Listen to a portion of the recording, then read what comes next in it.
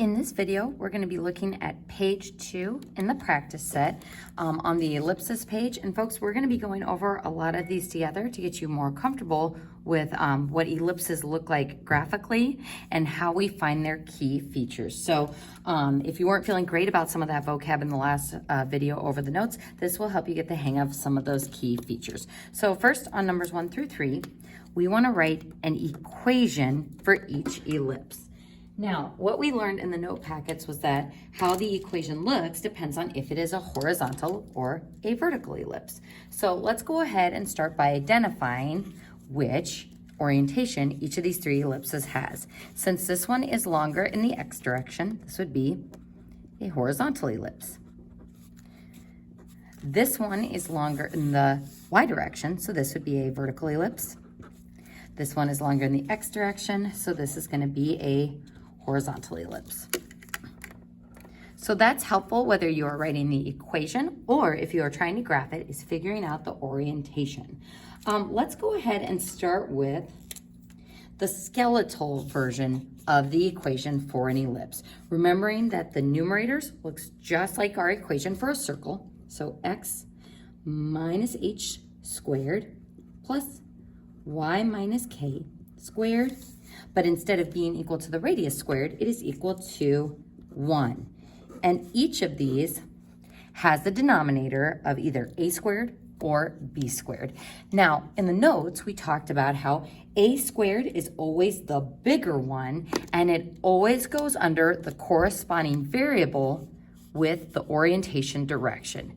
So this is horizontal, which means my a value, or my larger one, is going to go with our x fraction. So I'm going to go ahead and start by writing a squared in the denominator. Actually, I'm going to go ahead and make that blue. So we've got a squared in the denominator, because since it's horizontal, a squared goes under x. So that means our other denominator will need to be b squared. So let's go ahead and go through that first step with this second ellipse. We start with our equation, x minus h squared plus y minus k squared equals 1. And don't forget those little squares, important little detail for the old My Math Lab. Now this one is vertical. So since it's longer in the y direction, our larger a value that goes with the major axis, that goes with the vertices, that's going to be under our y term. So a squared on this one is going to be the denominator of our y fraction because it is vertical. And that means our b squared is going to be under our x fraction. So now we've got kind of the general equation set up on both of these problems. So if I want to write the equation for these ellipses, what do we actually need to find? X and y are going to stay open for input. So we need to find our h and our k value, our a squared, and our b squared based on what our graph is showing us. So let's go ahead and start with our h and k value.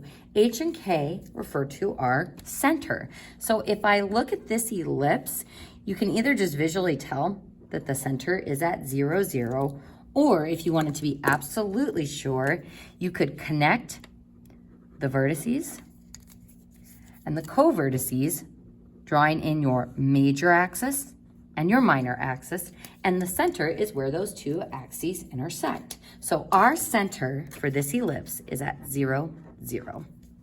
So how is that going to affect my equation? Well, x minus 0 squared will be x squared, and then y minus 0 squared will be y squared.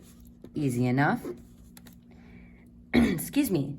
Next, we need to figure out our a squared and our b squared. So folks, it's always easiest if you figure out your a and your b values first. So our a value is how far each vertex is from our center. So since this is horizontal, our vertices are going horizontally as well. So that's my major axis. Those are my vertices. So how far is negative 3, 0 away from my center? It is 3 units away. Same with this vertex, 3 units away. So that means my A value is 3. So on the graph, we're looking at the A value, but in the equation, we want A squared. So 9 will be our denominator. So similar to our circles, when we're graphing, we're using R, but in the equation, it is R squared. So let's go ahead and try to find our B value next. The B value is how far the co-vertices, which are on the minor axis or the shorter axis, how far each of those are from our center point. So if I count, this is 2 units away. This is 2 units away. So B equals 2. That's how far each co-vertex is from our center. So it's B equals 2 on our graph. And when we write that in our equation, we denote it as B squared. So this will be 4. Now, I want you to look closely at the equation question mark that we should have. Folks, this answer is not quite right because it's not currently an equation. This is just an expression. It's a really little detail, but you gotta remember the equals 1 at the end. So I would put a circle around that because that's one of those little details that students often forget about. So ellipses are always equals 1. And there it is. That's the equation for our ellipse. Now, what happens when we try to find the equation for a vertical ellipse? Well, our A squared is under our Y stuff, and our vertices are going to be stacked vertically instead of stacked horizontally. So horizontal and vertical tell us the direction of our vertices and the direction of our major axis. So for this vertical ellipse, our major axis is going up and down, which means those are my vertices. And my minor axis is going horizontally. So these are my co-vertices. And where your major and minor axis intersect is the center. So again, we have our center at 0, 0. So that's going to help us start piecing together our equation for this ellipse. So since our center is at 0, 0, our h and k are just going to be 0. So that's going to give me x squared plus y squared. And I'm going to go ahead and put that equals 1 before I forget about it. Now for the denominators, we need to find a squared and b squared by finding a and b from our graph. So if I look at my vertices, those are each a units away from my center. So this one's at 0, 5, this one's at 0, negative 5. So both of those are 5 units away. So my a value is 5. So in my equation, it's 5 squared or 25. And again, we're putting our a value under our y variable this time because this is a vertical ellipse, so the larger number goes under your y variable. Excuse me. Next, our b value. So for this one, there it is. For this one, my co-vertices, as I'm looking at my graph, are 1, 2, 3, 4 units away, and 1, 2, 3, 4 units away. So my b value is 4, and again, your b value should be smaller than your a value. So my b value is 4. So in my equation, it'll be 4 squared or 16.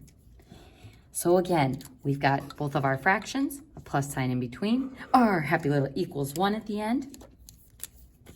And that is our equation of that ellipse. So folks, I want you to go ahead and pause the video and see if you can do number 3 on your own. So go ahead and pause it, try it, and now I'm going to walk through that solution. So folks, this is a horizontal ellipse. So again, I would start by writing that general format of the equation. I do this because it's helpful, and especially to show where that a squared and b squared are going to go. So this one is a horizontal ellipse, which means my a, or my larger value, is going to go under my horizontal term or my x term. So a squared under the x, because it is horizontal. And then my b squared will go under the y. Now this one is a little bit different because as I'm looking at where my major axis and minor axis intersect, we see that unlike our previous examples, our center is not at 0, 0, but at 0, 2. And again, make sure you've got 0, 2 and not 2, 0 there. So that's my center. So when I put that into my equation, remember those h and k values switch signs. So if it's 0, it'd be minus 0. But again, that's just going to be x squared. So I'm going to go ahead and get rid of that little parentheses that I don't need there, just to save me a little bit of work. So x minus 0 is just x squared. Next, for my y stuff, it's plus 2 in the coordinate. So it's negative 2 in my equation, minus 2. So be careful about switching those signs in your parentheses. Then equals 1 before I forget. So now we are ready to find our a value and our b value. Your a value is how far each of those vertices on the longer major axis is from the center. So this is 1, 2, 3, 4 units away. This is 1, 2, 3, 4 units away. So a equals 4. So in my equation, it's 16. This one, my b value is 3 units from the center, each of those co-vertices on the minor axis. So it's 3 for my b value. So b squared would be 9. And that is my lovely equation. And again, make sure that you've got the sign right on that minus 2, and make sure you didn't forget the equals 1. All right, folks, so now we are going to go in kind of the opposite direction. We are going to state the key features of the ellipse given the equation. So folks, we're going to do it similarly to what we did on these problems, in that we're going to determine the orientation first, then the center, then the A, B, and C values, and then we can determine the major axis length and the minor axis length. All right, folks, so let's go ahead and take a look at number 4. First, how do I know that this is an ellipse? Well, because there are fractions and because it is equal to 1, and they are separated by a plus sign. So those are going to be my identifying features for an ellipse. So next, how do I tell whether it is horizontal or vertical? We look for which of our fractions has the bigger denominator. 100 is bigger, so since the bigger number is underneath y, this is going to be a vertical ellipse. Next, I am going to determine the center of this ellipse. So my h and k values are inside with the x, inside with the y, and we switch both of those signs. So negative 2 in the equation, positive 2 in the coordinate, positive 3 in the equation, negative 3 in the coordinate. So that would be my center. Now, foci is next, but before we find the foci, we're going to find our A, B, and then C values, which will lead us to those foci points. So don't forget, folks, the C value tells you how far those foci are away from the center point. So first, our larger number was underneath y, so the 100, or the larger number, is a squared, so my A value is 10. My B value then comes from the other denominator. 81 is b squared, so my b value is 9. And we need to find both of these values first because the foci are c units away from the center. So that relationship that describes a, b, and c is c squared. We're going to go ahead and sidebar down here. C squared equals a squared minus b squared. So again, it's like the Pythagorean theorem, except we have a minus sign in between the a squared and the b squared. So I'm going to go ahead and highlight that. So c squared is equal to, our a squared is 100. Our b squared is 81, taking those denominators. And when I subtract those, c squared equals 19. Square root. And c equals plus or minus rad 19. Excuse me. So this tells me that my foci are c units away from the center. But what we need to figure out is it going to be left and right of the center, changing the x value, Or is it going to be up and down from the center, changing the y value? So the foci, remember, always lie on the major axis. So folks, we're actually going to go ahead and draw out roughly what this ellipse looks like. So boink, there's my center, super exact. We're going to go ahead and draw our major axis. Since our major axis is corresponding with the orientation of the ellipse, this is vertical, so my major axis is going this way. So that means this is 10 units, and this is 10 units. There's a vertex, and there's a vertex. Now, my co-vertices are 9 units away from the center in the opposite direction. So slightly smaller than the 10, that would be 9, that would be 9, and those points would be the co-vertices. And roughly trying to make it look more eggish and less football-ish, that would be our ellipse. All right, folks, so the foci lie on the major axis. So since this is vertical, they are going to move up and down from my center point. So there would be a foci, and there would be a foci-ish. Each of those is C units up and down from the center. So I want you to write foci are C units up and down from the center. And again, that's because this is a vertical ellipse. So if we are going up and down from the center, the y value changes. So our y value of the center is going to change. So because radical 19 is gross and we can't actually add or subtract it nicely to my nice integer numbers I have for my center, when we go to write the foci, we are going to write it as a coordinate and then plus or minus the c value. So as we denoted below, we're going to add and subtract the c value from the center's y value. So my foci will be at 2, and then -3 is going to be what we add that y value to. So plus or minus the square root of 19.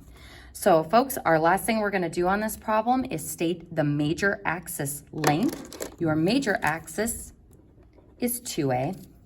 Your minor axis is 2b. So if we look at the length of that whole axis, 10 plus 10, or 2 times my a value, is 20.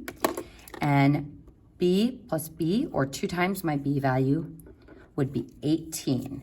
So folks, in the next video, we'll go ahead and go over the next problem, number 5.